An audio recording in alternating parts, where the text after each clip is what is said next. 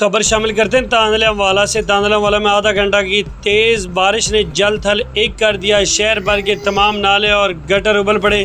پانی لوگوں کے گھروں میں داخل ہو گیا، جس سے لوگوں کی قیمتی اشیاء پانی میں ڈوب گئی۔ لوگوں کے کروڑوں روپے کی مالیت کی کلین کارپیٹ اور فرنیچر برباد ہو گئے۔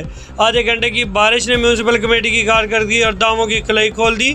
پورا شہر کی گلیاں اور سڑکیں ندی نالوں کا تالاب منظر کے پیش کر رہی ہیں۔ کروڑوں روپے کی لاگت سے تیار سیوریج کے نظام کا کوئی پتہ نہیں چل رہا۔ اس پر ناقص مٹیریل اور ناقص منصوبہ بندی کی گئی، جبکہ شہر کے مرکزی بڑا نالہ جس کی صفائی پر ہر سال لاکھوں روپے بل ڈال دیا جاتا ہے، وہ گند اور بل سے بھرا پڑا ہے۔ اس کی لمبائی صرف آدھا کلومیٹر ہوگی، اوپر سے بجلی کا نظام بھی درم برم ہے۔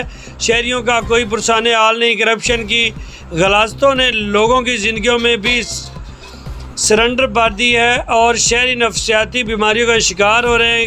کس سے فریاد کریں؟ ہر شاخ پہ الو بیٹھا ہے، انجام گلستان کیا ہوگا؟